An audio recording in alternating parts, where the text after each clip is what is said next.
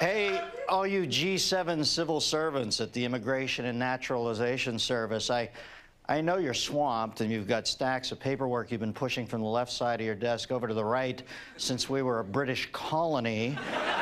And you're making a hammock out of paper clips and Post-it notes because your cubicle isn't comfortable enough to lull you into full, deep REM sleep.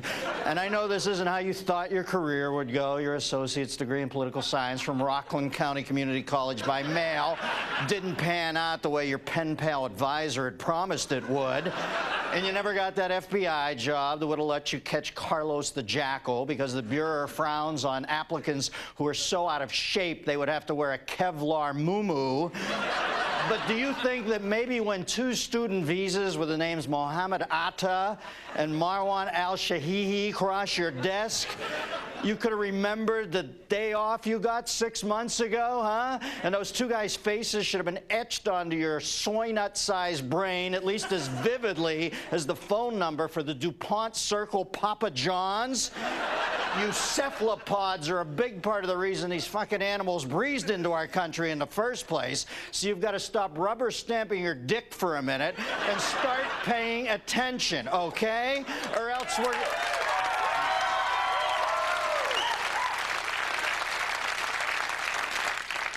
we're going to make the sort of shithead trance that you guys prove yourself to be in this week a deportable offense. Go over and let a couple of our special ops boys slip into Baghdad and see if you had any thumbs left to stick up your ass, okay? Let's see what's new in the world this week. Homeland Security Director Tom Ridge has unveiled a new 5-color system to rank the likelihood of a terrorist attack, ranging from green for low to yellow to orange to red for high. Ridge said he hopes the new system will help people feel more secure and better informed by replacing vague warnings with arbitrary colors. When asked how he decided on the colors to use, Ridge quickly tucked an M&M wrapper into his pocket and mumbled, "By committee, by committee, by committee." Do you not think these people sit over there and look at the jag-off lengths we go to and go, these fuckers are so soft? What have they done? They've gotten a color coding. All they have in that country is gray and dirt. A human rights panel urged the United States to determine the legal status of detainees at Guantanamo Bay. Now, I'm no lawyer, but I believe the technical term for their status is fucked.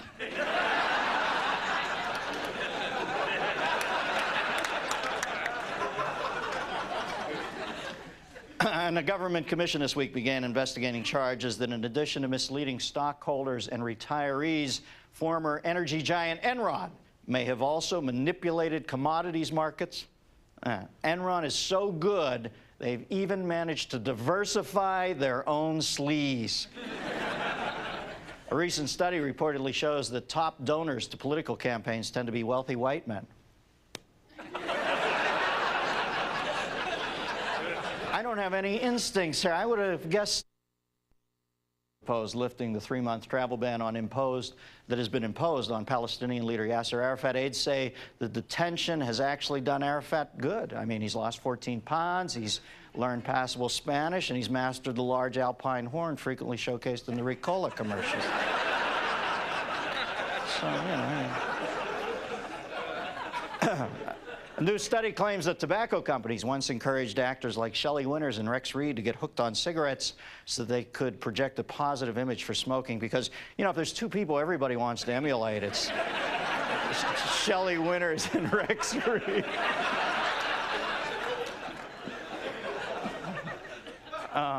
Virgin Mobile phone company is in talks with Playboy to give users the ability to download nude pictures from the internet onto their cell phones. You know, shouldn't we make sure guys keep at least one hand on the steering wheel?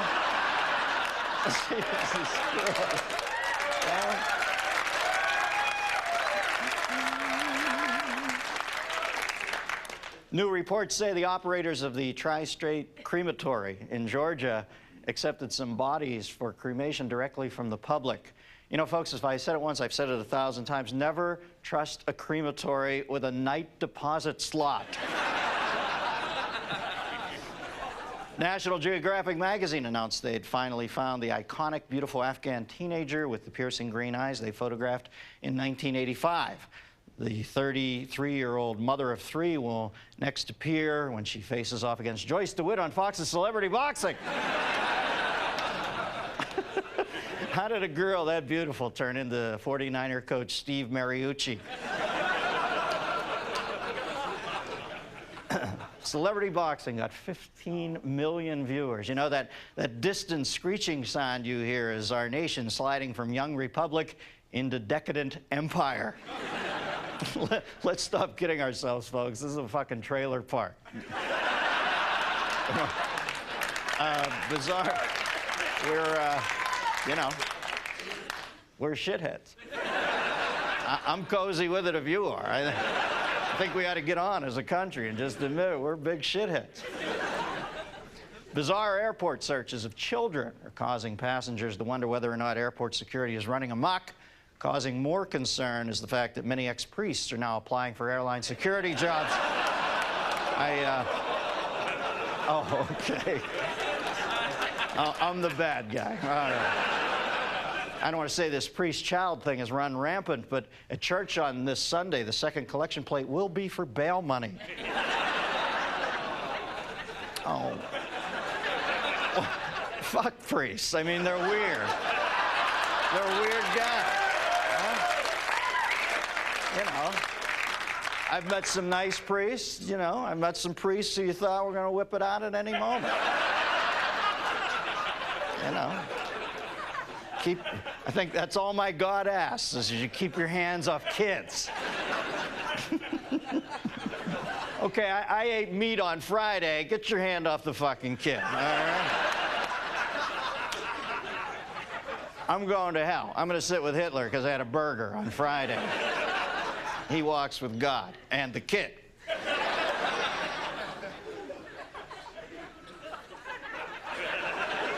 And a new report says that air passengers' health is being put at risk on commercial flights as airlines reduce air quality to cut cost. Doesn't give you a lot of comfort in the airline's commitment to safety and security when they're too cheap to spring for air. I don't want to get off on a rant here, but the recent changes in the airline security are so cosmetic, I'm surprised they aren't being supervised by Kevin Aucoin. How does it stop a terrorist from taking over the flight by making me cut my rubbery chicken with a plastic knife so dull the utensil actually starts to smoke before it goes through the meat? You know, it seems like every week you read about another airport that had to be evacuated because some clueless pillar of dim forgot he had his 20-piece commemorative Civil War surgeon's kit in his carry-on bag. Ultimately, who's to blame for all the security problems that led up to September 11th? We could point the finger at the airlines, but it isn't really fair. They've got enough to worry about delaying our flights, making sure the planes have barely enough Sprite so I can get 3/4 of a can, and editing the next middling issue of their in-flight magazine to make sure their puff piece on Alicia Keys doesn't actually cross the line into informative. You know, before September 11th, the average airport security checkpoint had holes that Joey Chitwood could barrel roll a flaming Camaro through. The name on your boarding pass could have been, "Hey, I've got a bomb." But as long as you put your ankle-holstered Derringer and 10-inch Bowie knife into that plastic bucket with approximately the same muted rhythmic din as the others did with their car keys and coins, the only thing likely to raise the screener's eyebrow would be the Superman logo bikini brief slowly parading across their X-ray monitor. Now, prior to September 11th, the two firms providing security in most of the airports in America were named Argenbright and Wackenhut. You know, in retrospect, it probably wasn't such a good idea putting our lives in the hands of what sounds like a couple of Scandinavian lube jellies.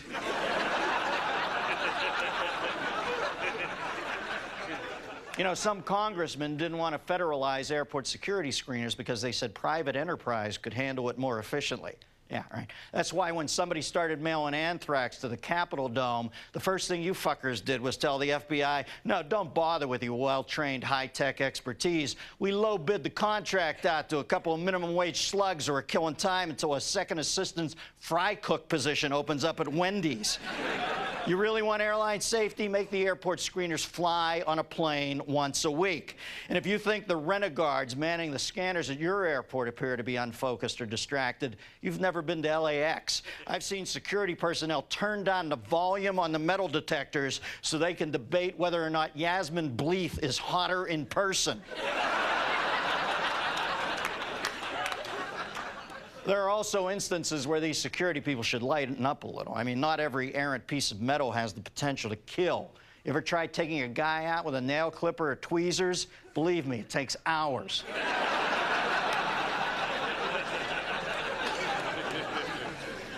And we have to do our part, too. Don't grunt when they ask you questions. Be cheerful and forthright. Don't bitch when they ask you to open your bags. Help them do it. And don't just sullenly comply with a strip search. Grind it a little, you sexy thing. Everybody quit whining. To those of you who find a pat-down and a thorough investigation of your carry-on luggage an invasive violation of your civil liberties, you don't like somebody poking around your precious duffel bag? Try having strangers attempt to identify you by the mole on the left side of your nutsack dangling from a corn stalk in some field in Nebraska, and then tell me where there's a greater loss of privacy is, okay?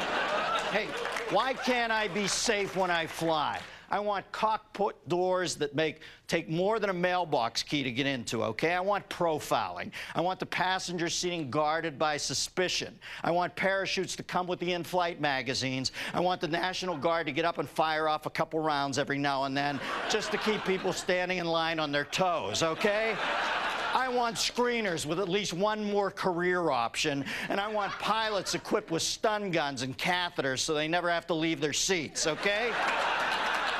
I want flight attendants who can kick ass like that chick on Alias, too. Actually, I do have some more ideas for improving airline security. As for luggage, none of any kind. No checked bags, no carry-on bags, no purses, no wallets, cardboard boxes, no paper sacks. The plane, no seats, no overhead bins, no closets, no cupboards, no lavatories. The passengers, no clothes. Everybody buck naked, okay? No hair, none. No beards, no pits, no pubes. Everybody slick as a redneck's tires. No open bodily orifices, all nostrils, ears, assholes, vaginas, and urethras spackled shut with a non-toxic, hard-setting polymer. Now, obviously, that would just be in coach. Of course, that's just my opinion. I could be wrong.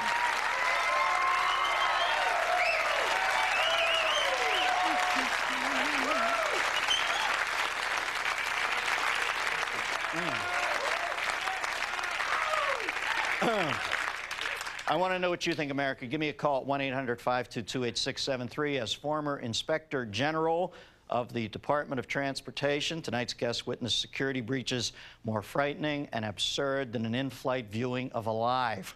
She blew the whistle on the FAA in her book, Flying Blind, Flying Safe, and has been fighting to make the skies friendly ever since. Please welcome Mary Schiavo. Mary Schiavo.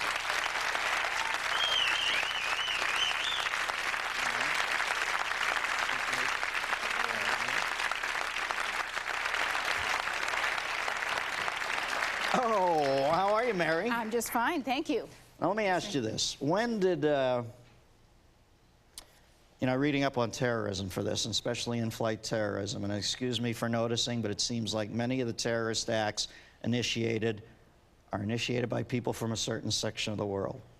When did simple observation of that fact transmogrify from wake up and smell the toast to racist profiling? What is wrong with saying that these 19 people were from a certain section of the world, and maybe we should keep an eye on that section? Why is that racist? Well, it's racist because you have an INS that can't keep track of them once they get here, and unfortunately, we would have no idea of who was doing the profiling, what they were looking for, and I've actually heard airline personnel say, hey, I can just tell if somebody's a terrorist by looking at them. Unfortunately, we don't have the ability to do it smartly and sensibly, and we end up with these unbelievable faux pas. When did you first hear the phrase profiling vis-a-vis terrorism in the air? Seems to me, when did it come up? Well, unfortunately, the first time I heard profiling was in the government when I was Inspector General, and it was a concept that the airlines and the FAA came up with to avoid doing 100% bag-to-passenger match, to avoid screening the bags, to avoid putting in explosives detection.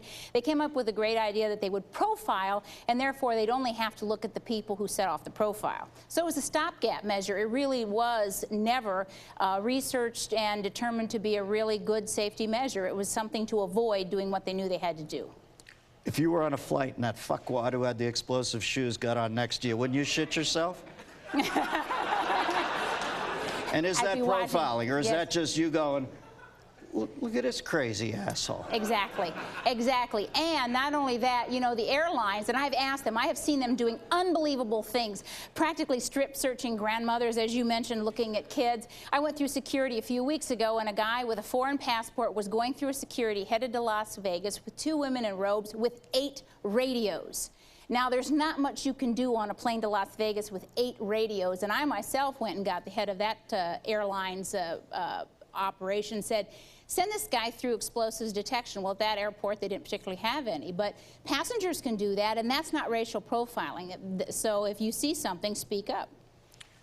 Well, the events of last week, them getting those visas 6 months after they've been croaked, do you think anything's changed since 9/11? Pardon me, my pipes are a little blown the night of Vegas throat. I was touring with Sammy and Dean in the desert. But do you think anything's changed? When I see stuff like that and I go, you know what, we're going through the motions and pretending we're changed, but we're not shit-hammering anybody. No, we're not. We haven't really changed at all. And I don't see the commitment out of Washington, D.C. to do it. I think we have some measure of improvement, and we're a little safer right now because the FBI has frankly rounded up anybody who's had any association with anyone they can trace to any terrorist sort of camp, credit card, or basically rest stop where they once frequented. And that probably has bought us a measure of safety, but they're trying to repopulate the criminal enterprise, and that's just how it works. Do you think people should feel guilty if they're threatened by certain people on airplanes? It seems like that's all we've dedicated our energy to. As often is the case, we've siphoned everything through the sink trap of political correctness in this country, and all it comes down to now is we all have to re-examine our feelings. But really, tell me, when was the first episode of air terrorism? When was the first hijacking ever? Do you know? Oh, the first hijacking? Yeah, actually, when the first one of consequence? 1955, when an American put a bomb in his mother's suitcase to collect the insurance, and that was against United Airline 46 years ago. So we haven't learned a whole lot of lessons even since then. In those 46 years, have the preponderance of hijackers been Americans who tuck something in their mom's suitcase?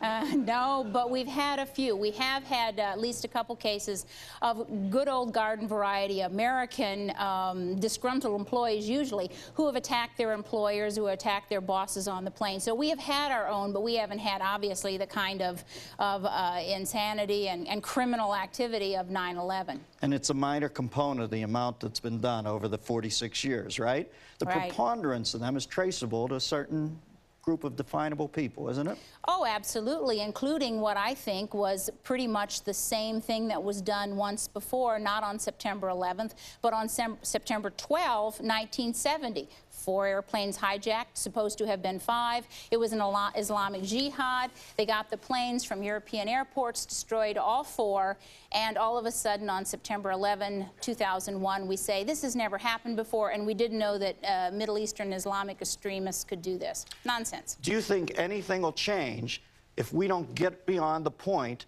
where we are supposed to feel guilty for noticing that most of this is done by certain people? I just don't understand that. Listen, I have no axe to grind with anybody in this world. I'm scared shitless of most people, quite frankly. I look at the world around me, I watch the news and go, my God, it's a madhouse. But if you say to me, well, who's taken the most airliners, or who's caused the most damage, who, you know, and all I have to do is say, well, I've noticed it seems to be even that last September 11th, all 19 of them from this section of the world, and everybody's first instinct is to do the Donald Sutherland thing at the end of the Body Snatchers, you know, like I'm the bad guy for noticing this. Right. Isn't that crazy? I think most of us think that, and we're afraid to say anything because you get ostracized for saying it. But what is wrong with noticing and keeping an eye on certain people? Well, there's nothing wrong with noticing and keeping an eye on certain people if you have something to go on, if you have a reasonable suspicion, etc. But the problem is, why are we drawing the line at the airports in America? We have 429 airports, we have 2 major borders, and yet we have the INS that is unable to do what they're supposed to do under the law. Why, for heaven's sakes, do thousands of people come into this country across the borders completely unchecked? And when they get to the airports, which are now the main streets of America, we're supposed to police the laws there instead of by the agency that was supposed to keep us safe, not only at the airports. They also have access to trains, maritime, trucking, interstate trucking. We have no way to police that, very little policing. Are we officially asleep at the switch? We are officially asleep at the switch. Is there any way we can resurrect this without looking like, it almost seems to me that for us to fulfill the promise of America, is to let other people blow it up, right?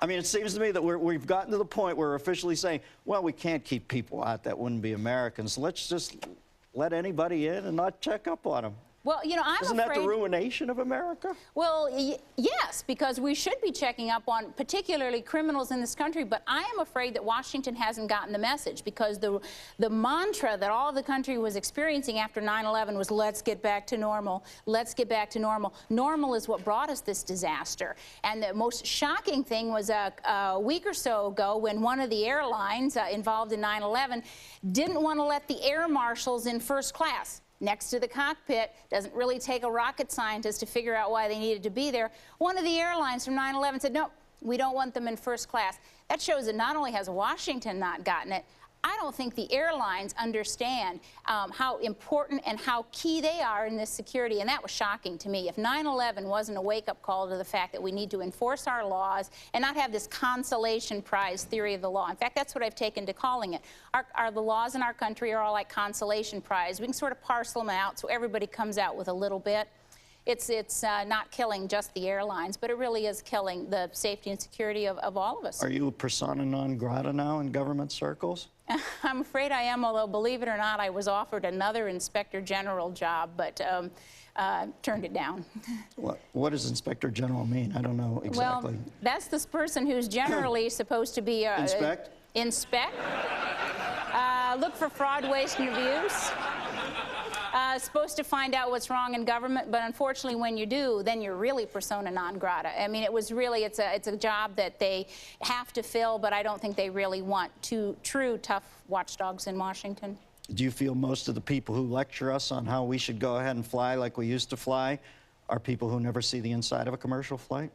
There are people who never see the inside of the commercial flight, because, for example, the head of the FAA has a jet that flies around in. But what's really worse is that all the people in Congress lecturing us about what we're supposed to do, they've commandeered our air marshals. The air marshals are being used for the flights in and out of Reagan National Airport, the members of Congress personal airport, and for what they call VIP flights, which are government executives flying on planes. That's where our air marshals went, by and large. Any way to solve all this shit, or no?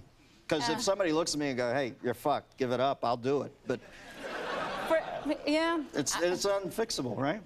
Well, unfortunately for the average citizen or passenger, there is nothing they can do, and that's probably the worst thing. And the only way it would be fixable is to allow examination, investigation to really expose what happened. And that's generally, I think, for any success that I had, it was exposing what was wrong, the fraud, waste, abuse, the people who weren't doing their jobs. But I don't see any effort right now to expose who was negligent, who was wrong, who truly screwed up and helped the hijackers literally kill Americans. One final question. Salted or honey roasted? Honey roasted, right, and not those pretzels. Mary Schiavo, ladies, stick around, Mary, I gotta do the news.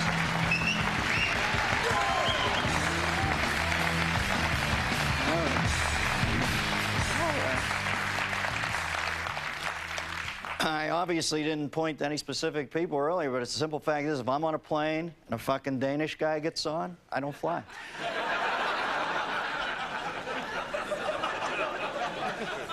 Senators Patrick Leahy and Tom Daschle pretended to listen to Bono go on about American debt relief, but all they could really think was what it must be like to get a blowjob on a Learjet. What did I say? Yellow is the highest state of alert. Okay, so yellow is the high... Wait, that can't be right, because red... You know what? Just stay on your toes. Embarrassed to be seen with Ohio Democratic Representative James Traficant, who was on trial for robbery and corruption. This week, even his rug started wearing a rug. What is this piece of shit? What does he put this on the top of his door jamb, and when he leaves the house, wherever it falls, that's how he wears it? Somebody is voting for this fucker.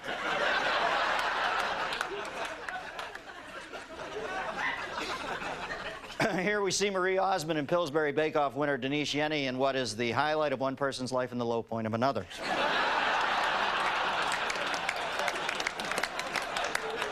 Seated with two archbishops of the Greek Orthodox Church, Barbara and George Bush, found there could be no funnier table mates on their Norwegian cruise of Alaska.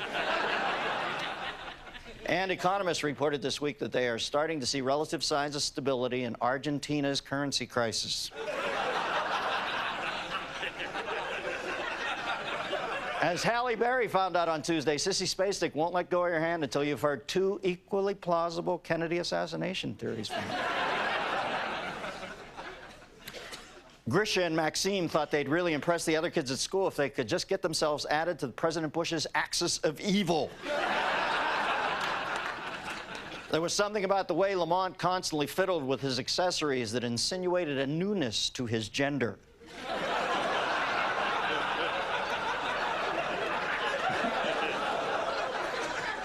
With the aid of her X-ray glasses, Clara couldn't help but notice House Minority Leader Dick Gephardt's surprisingly taut ass cheeks. One of the Pope's least effective bargaining techniques when he wants to buy something is walking away saying, "I'd buy it at that price, but my wife would kill me." Patois was a terrorist who refused to hurt the ozone.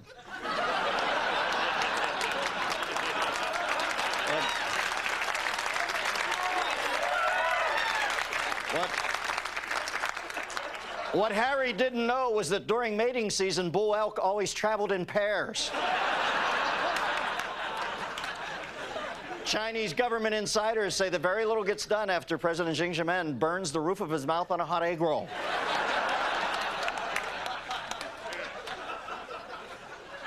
Kachung found out the hard way. You don't chase after skeet while people are still shooting at them. It's pretty easy to tell which side of the U.S. Supreme Court Justice Stephen Breyer comes down on in the issue of medical marijuana. And finally, the hottest new drama in development for the fall TV season is Bono and the Boner. Guess what, folks? That's the news, and I am out of here. Good night, ladies and gentlemen.